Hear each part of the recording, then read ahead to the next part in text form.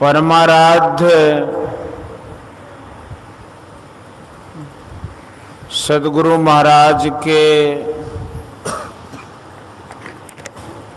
प्रवचन का पाठ महर्षि में ही सत्संग सुधा सागर से प्रवचन संख्या 170। द्रव्य यज्ञ से ज्ञान यज्ञ श्रेष्ठ। धर्मानुरागिनी प्यारी जनता, आजकल हम लोग बहुत कड़वे समय के अंदर से चल रहे हैं। लोगों में हल्ला है कि यह अष्ट ग्रहों के संयोग का समय है, इसमें भयंकर भयंकर रोग फैलते हैं, राष्ट्रों में युद्ध होते हैं, भूकंप होता है, आदमी बहुत कष्ट पाते हैं। इन सब बातों से डरकर लोगों ने बहुत से शुभ अनुष्ठान किए हैं। यह बहुत अच्छा है। दुख से बचने के लिए शुभ कर्म की ओर अपने मन को लगाओ तो दुख की ओर से मन हट जाता है। महाभारत के समय बहुत उत्पात हुआ था। युद्ध में युधिष्ठिर के बहुत से लोग मर गए थे। उनका मन राज्य करने में नहीं लगता था। वे जंगल जाकर तप करना चाहते थे। उनका मन बहुत दुखी था, तो उनके मन को दुख की ओर से फेरने के लिए यज्ञ करवाया गया था। इसी तरह लोग कीर्तन, यज्ञ आदि की ओर मन को लगाकर दुख को भुलाते हैं। हो सकता है ईश्वर की कृपा से इन कर्मों से अष्ट ग्रह योग का प्रभाव भी कम पड़े, लेकिन लोग जो इतना खर्च कर रहे हैं यह थोड़े दिनों के लिए।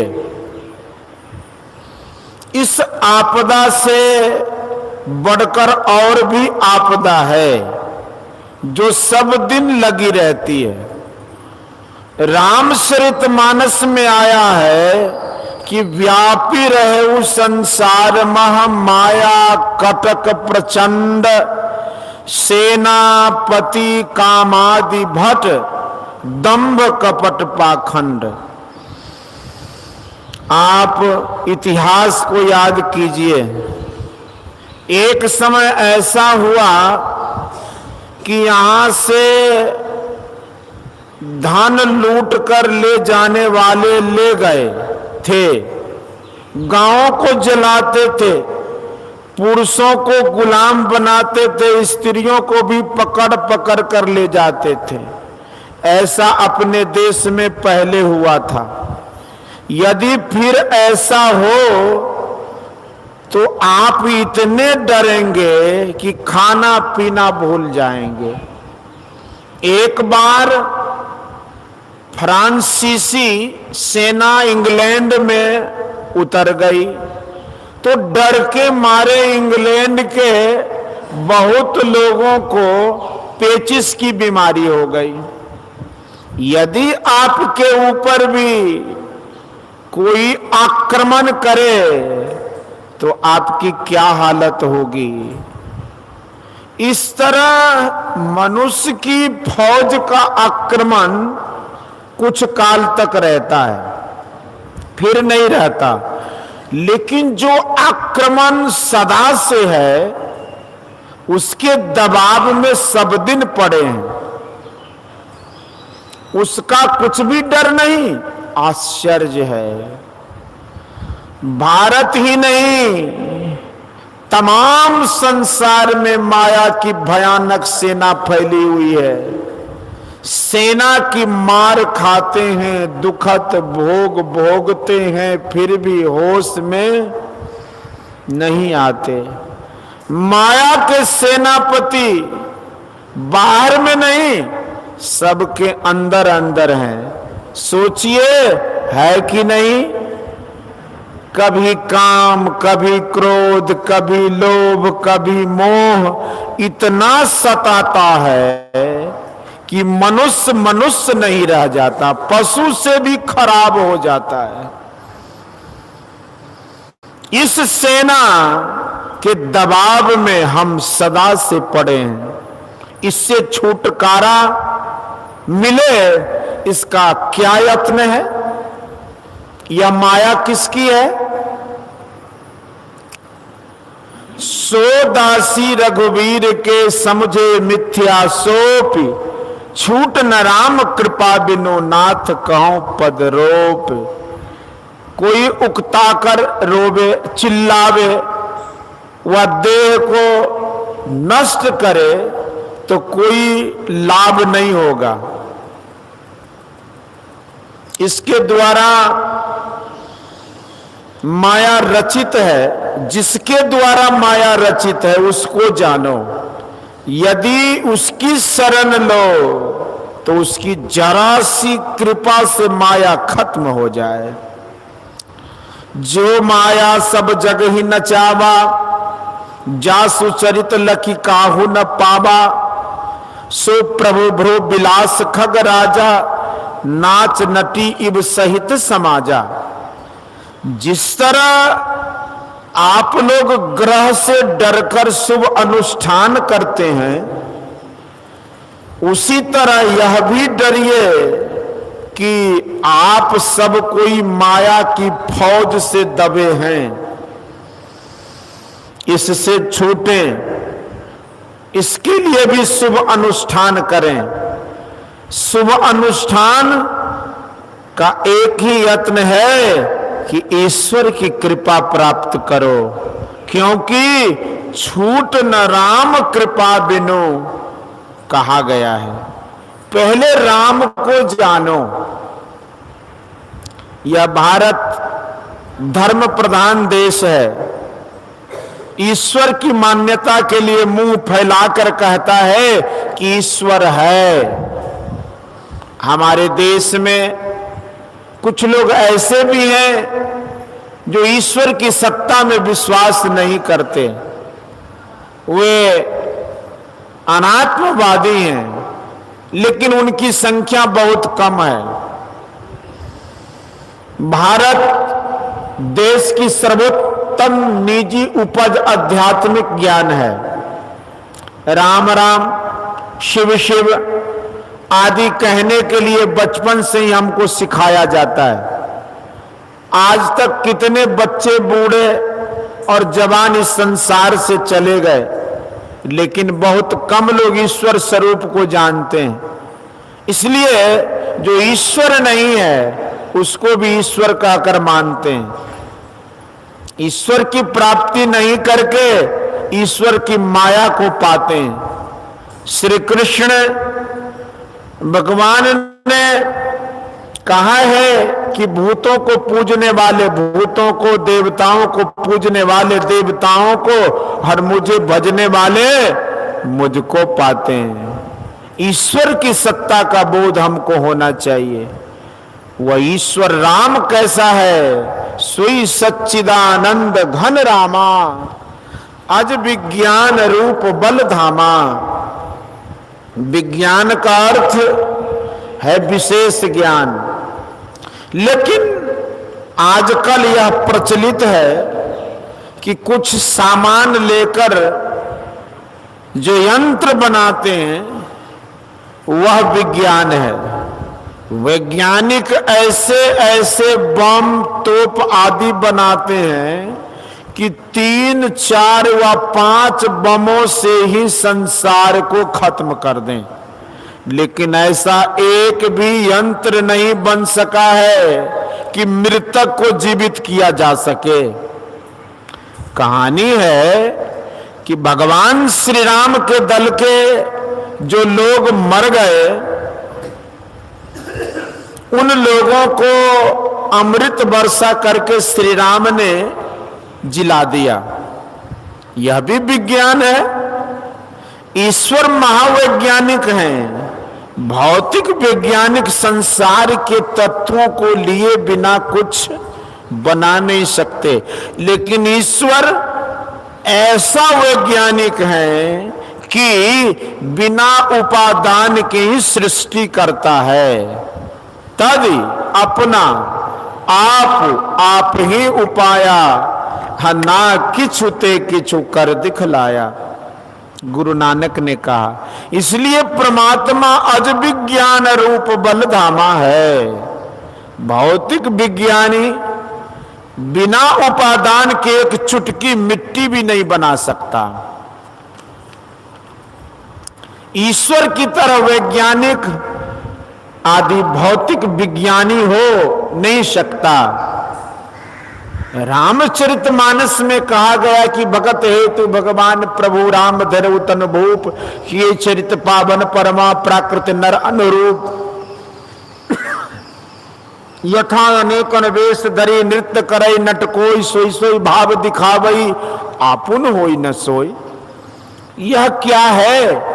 जिसका रूप काछते हैं वह वही नहीं बन जाता। जिसने राजा को रूप धारण किया वह कौन था? उमा राम विषयक यस मोहा, नभ तम धूम धूरि जिमि सोहा, जथा गगन घन पटल निहारी, झांपे भानु कहे कुबिचारी। आकाश में अंधकार, धूल और धुआं फैला हुआ देखकर कुबिचारी कहते हैं कि सूरज इनसे ढक गया है। लेकिन एक ही समय में समस्त संसार में धुआं, धूल व अंधकार नहीं हो सकता। हमारे यहां मालूम होता है कि दिन है और इसी समय अमेरिका में रात है। धुआं, धूल व अंधकार समूचे संसार को व्याप नहीं सकता। किसी अंश में है तो और अंश बाकी है। आप जो माया का फैलाव देखते हैं, ईश्वर इससे ढक गए हैं ऐसा नहीं, लेकिन ऐसा कि माया के आवरण से आवृत उसका कोई अंश ही हो सकता है। सूर्य बादल, धुएं और धूल से ढक नहीं सकता क्योंकि वह बहुत बड़ा है।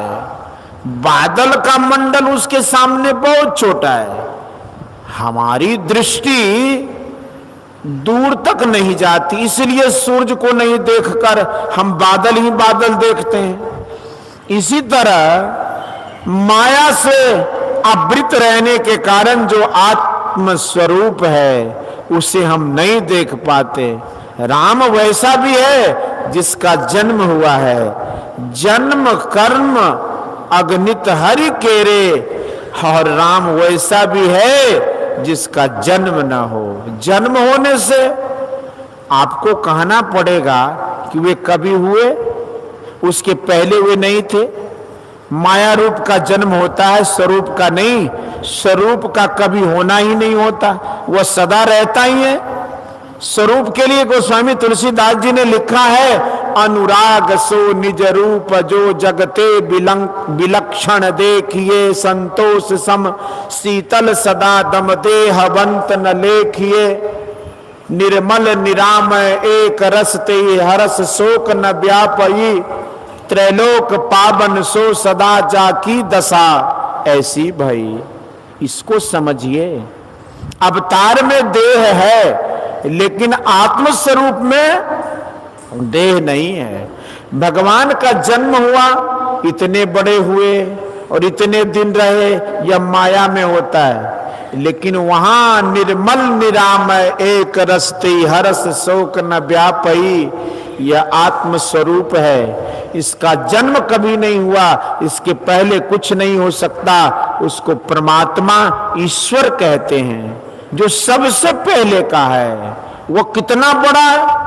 अगर कहा जाए कि उसमें सीमा थी तो आकाश उस सीमा के बाहर था, तब अवकाश पहले हुआ, उसी अवकाश में भगवान श्री राम, भगवान श्री कृष्ण ने विराट रूप धारण किया। वह विष्णु भगवान ने विराट रूप धरकर बलि से पृथ्वी ली थी।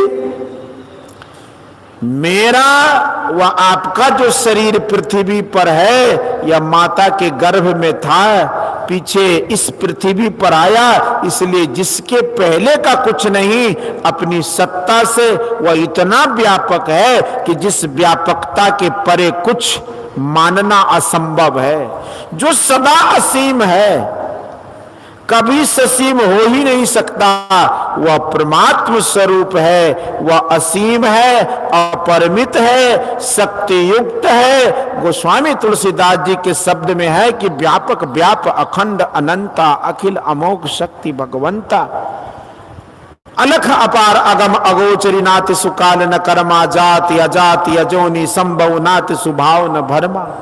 गुरु नानक देव स्वरूप अखंडित व्यापी चैतन्य चैतन्य, ऊंचे नीचे आगे पीछे दाहिने बाएं अनन्य, बढ़ाते बड़ा छोटते छोटा, में ही ते सब लेखा, और सबके मध्य निरंतर साईं, दृष्टि दृष्टि सो देखा। कबीर साहब अनोरणिया महतो महियान, कठोपनिषद।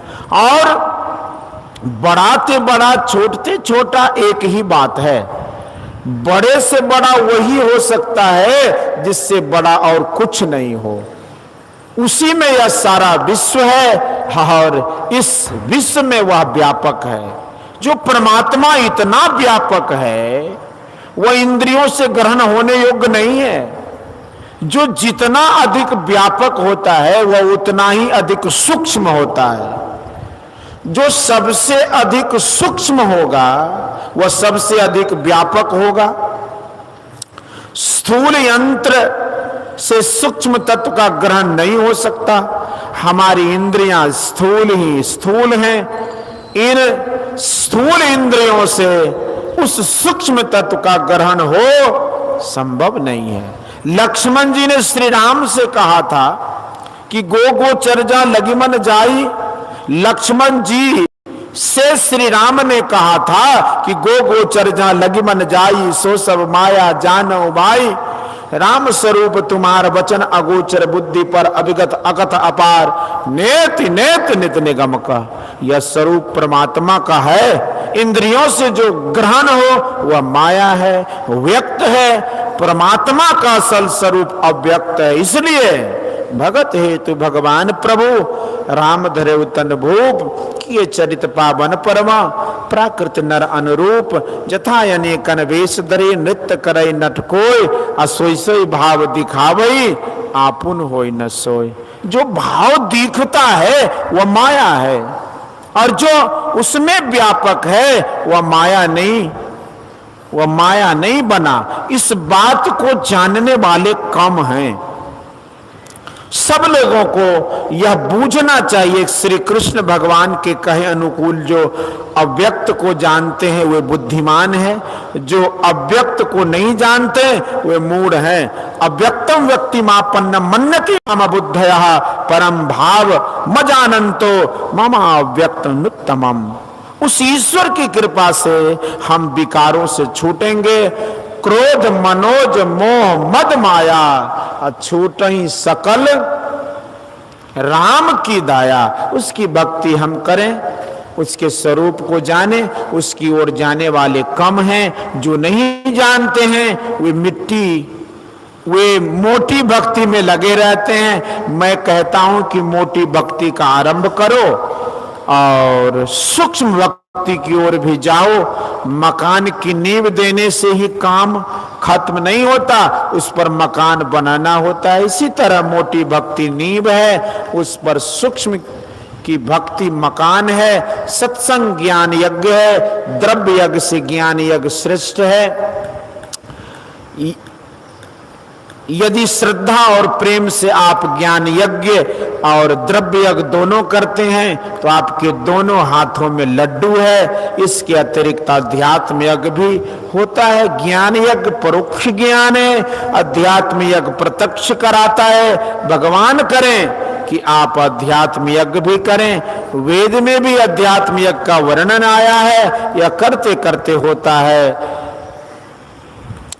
ज्ञानीगण अपने स्रोतों द्वारा जब इंद्र अर्थात आत्मा ही को जीवन रूप यज्ञ का साधन बना लेते हैं, तब विद्वान लोग अन्य प्राण आदि इंद्रिय साधनों या यज्ञ के पात्रादि को प्रयोजन रहित ही सहयोगी मात्र कहते हैं। साधक लोग जब जब अध्यात्म यज्ञ करते हैं तब द्रव्य यज्ञ व्यर्थ जान पड़ता है। बोलिए श्री सद्गुरु की जय। यह प्रवचन सहरसा जिला अंतर्गत ग्राम बिहारीगंज मधेपुरा में दिनांक 27/1/1962 ईस्वी को अपराह्नकालीन सत्संग में हुआ था।